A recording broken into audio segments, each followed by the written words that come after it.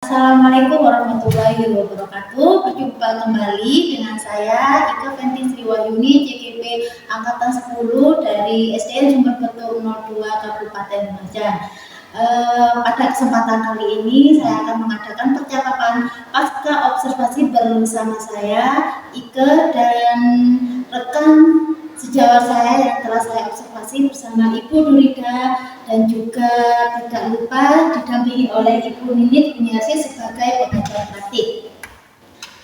Baik, di sini pada kegiatan supervisi akademik yang lalu saya sudah melakukan praobservasi dan juga observasi akademik di kelas. Baik, untuk mengawali saya ingin menyapa dulu. Assalamualaikum Bu Nurida. Assalamualaikum Bu Ninit. Bagaimana kabarnya hari ini? Terima kasih atas waktu yang sudah diluangkan untuk saya. Mohon maaf saya mengganggu waktunya Bu Nurida untuk menemani saya melakukan percakapan pasca observasi. Baik Bu Nurida, pada kesempatan kali ini ada beberapa pertanyaan kepada Bu Nurida terkait dengan jalannya proses observasi di dalam kelas. Dengan tujuan mengevaluasi sejauh mana proses pembelajaran yang sudah dilakukan. Untuk pertanyaan yang pertama, bagaimana perasaan terkait dengan jalannya observasi yang sudah observasi kelas yang sudah dilaksanakan? Ya, terima kasih waktunya juga. Perasaan saya setelah melakukan observasi yang kemarin merasa sangat senang karena dengan adanya praobservasi dan observasi itu saya juga bisa belajar merencanakan suatu pembelajaran yang bisa nantinya mencapai tujuan yang sudah saya tulis sebelumnya, tujuan belajar itu. Dari segi persiapan, membuat FPP, kemudian nanti media yang digunakan itu apa, kemudian desain atau rencana pembelajaran yang akan saya lakukan itu seperti apa, itu sudah dibicarakan saat praobservasi. Saat observasi juga saya merasa sangat senang, dengan demikian ada yang mengoreksi saya kekurangan apa saat saya melakukan pembelajaran, dan nanti saya juga bisa mengambil sebuah tindakan untuk memperbaikinya. Jadi di sini Bu Nurida merasa senang ya karena bisa merancang FPP itu bagaimana, dan saat diobservasi juga Bu Nurida merasa dikoreksi, bukan dikoreksi ya Bu ya. Ya, kekurangannya itu nanti Ya. akan saya perbaiki. Baik Bu Nur, bisa diceritakan kembali area pengembangan apa yang dilakukan di dalam kelas serta langkah-langkahnya atau tahapan apa yang sudah dilakukan di dalam kelas Bu? Ya, untuk area pengembangannya di situ ada pengetahuan, sikap, dan juga keterampilan. Untuk pengetahuannya, anak-anak itu belajar tentang bagaimana cara membuka pecahan menjadi desimal. Kemudian sikapnya juga ada sikap spiritual, yang mana di situ juga anak-anak diamati ya, ketika berdoa, ketika ketika bergotong royong juga saat diskusi, itu juga masuk dalam observasi saya. Kemudian untuk keterampilannya saat diskusi itu anak-anak itu bisa bekerja sama apa tidak, kemudian bisa presentasi dengan percaya diri atau tidak. Jadi ini intinya area pengembangannya itu terkait dengan pengetahuan dan keterampilan ya Bu ya dalam mengubah pecahan itu ya, dari sikap spiritual bisa dengan berdoa, bergotong royong, dan diskusi tersebut nih. Menurut Bu Nurida, sejauh mana area pengembangan tadi yang sudah disampaikan tadi ya, keberhasilannya yang sudah dilakukan di dalam kelas? Oh ya, sebelumnya ada tadi yang langkah saat saya melakukan observasi itu, anak-anak saya bentuk kelompok, kemudian mendiskusikan suatu permasalahan yang ada di LKPD. Per kelompok itu anak-anak bisa saling berbagi dengan temannya, yang bisa saling berbagi ilmu dengan teman yang kurang mampu ataupun bisa sehingga nanti dalam kelompok itu terjalin kerjasama yang baik. Setelah itu anak-anak mempresentasikan hasil kerja kelompoknya. Saat pembelajaran juga saya tayangkan video bagaimana cara membuat pecahan menjadi desimal. Kemudian untuk berhasil atau tidaknya, saya merasa berhasil karena dengan berdiskusi siswa itu bisa berinteraksi dengan temannya, bisa saling berbagi, bekerja sama menyelesaikan suatu permasalahan yang ada di RKPD yang kemudian nanti bisa menemukan konsep cara mengubah pecahan itu menjadi desimal. Kemudian siswa juga bisa saling kerjasama, bisa menghargai temannya. Nah, jadi ada interaksi dalam kelompok itu sehingga siswa itu juga aktif dalam belajar. Baik, tadi untuk langkah-langkahnya itu dengan diadakan membagi dengan kelompok, intinya dengan adanya unsur supaya ya Bu ya, intinya ini. Nah, dan keberhasilan mereka sudah berhasil ya, alhamdulillah, dengan adanya kerjasama antara siswa dan juga saling menghargai gitu ya. Menurut Bu Nurida, apa sih yang menjadi kekurangannya dan atau mungkin kendala-kendala yang Bu Nurida hadapi selama proses pembelajaran di dalam kelas?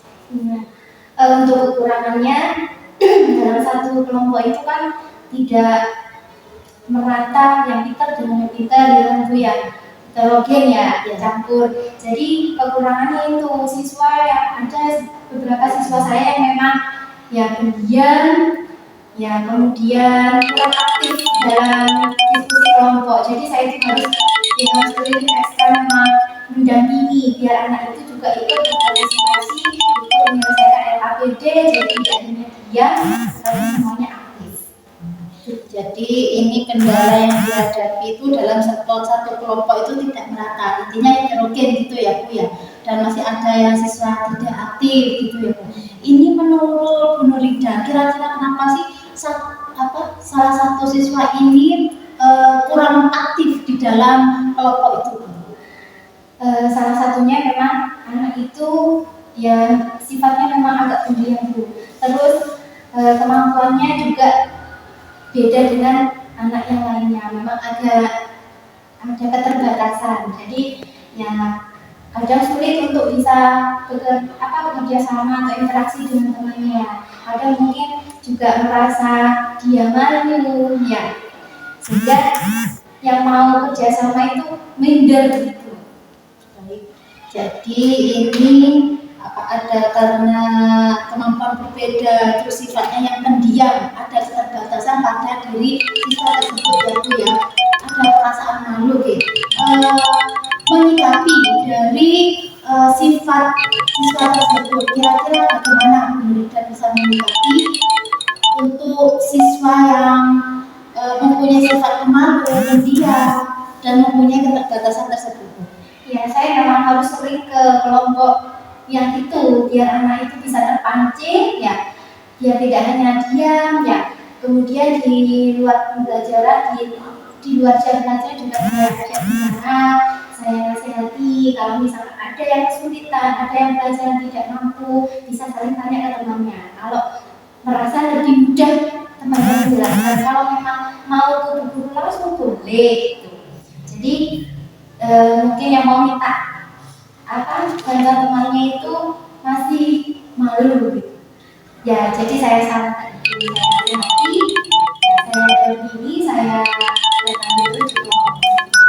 Jadi di sini kita juga sering keliling ke kelompok tersebut dan juga mungkin dengan kenyamanan siswa tersebut dengan bisa bertanya ke teman yang lain. Mungkin ada teman saya lebih nyaman lah bertanya dengan teman saya sekolah daripada bertanya dengan guru, mungkin ada rasa sungkan atau apa gitu ya benar ya.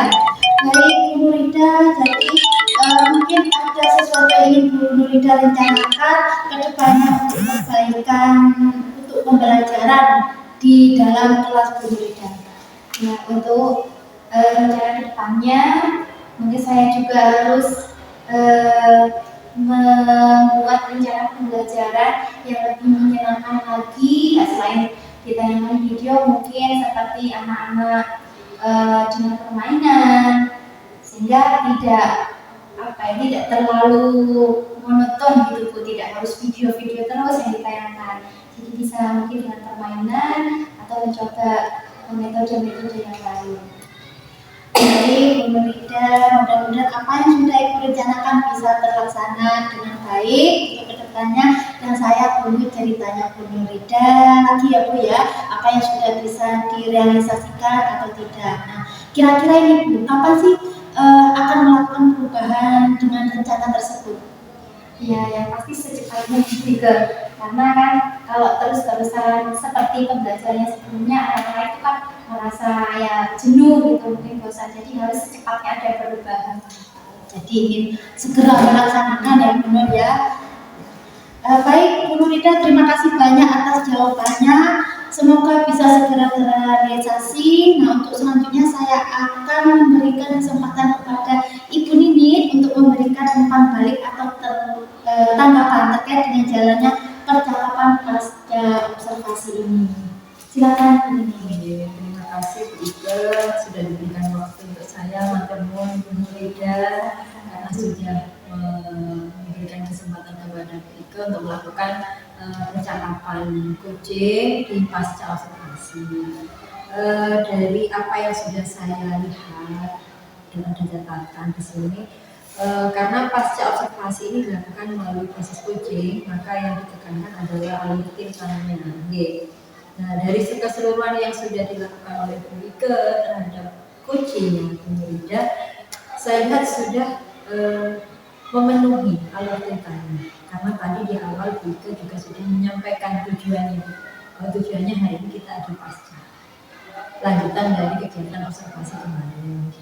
Kemudian Bu Ike juga sudah men-spillkan pertanyaan pemantik, sehingga coaching itu bisa memberikan data informasi mengidentifikasi dirinya tentang pembelajaran yang sudah dilakukan, baik langkah-langkahnya tadi, kemudian data keberhasilan kegiatan pembelajaran, karena di sana ada kolaborasi, ada interaksi siswa yang sangat menarik di sana. Tapi juga ditemukan tantangan tadi, tantangannya karena di salah satu kelompok atau beberapa kelompok ada mungkin siswa yang tidak merata, mungkin ada yang mampu, ada yang sedang, mungkin ada yang tidak, dan ditemukan lagi juga siswa yang memang kemampuannya terbatas atau sifatnya mungkin kalau saya lihat itu introvert karena dia kurang bisa untuk bersosialisasi. Itu identifikasi, sehingga R-nya, rencananya dari tantangan-tantangan ini si coach juga sudah bisa menemukan rencana tindak lanjut yang akan dilakukan, yaitu dengan melakukan pendampingan maksimal kepada siswa tersebut, kemudian melakukan bimbingan dan penguatan.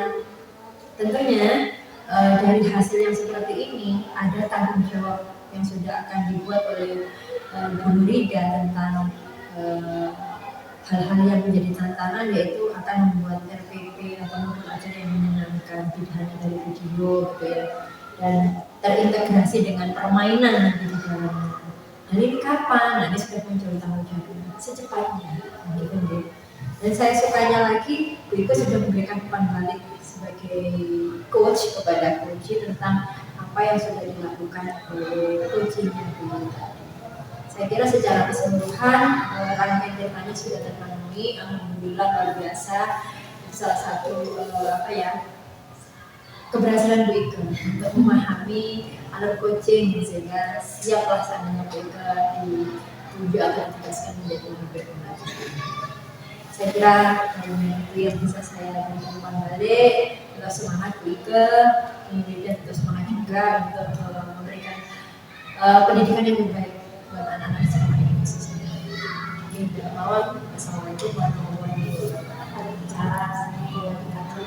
Terima kasih Bu Nini atas umpan baliknya. Semoga kedepannya saya bisa lebih baik lagi.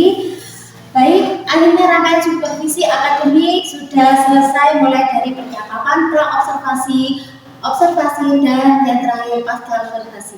Saya ucapkan terima kasih. Wassalamualaikum warahmatullahi wabarakatuh.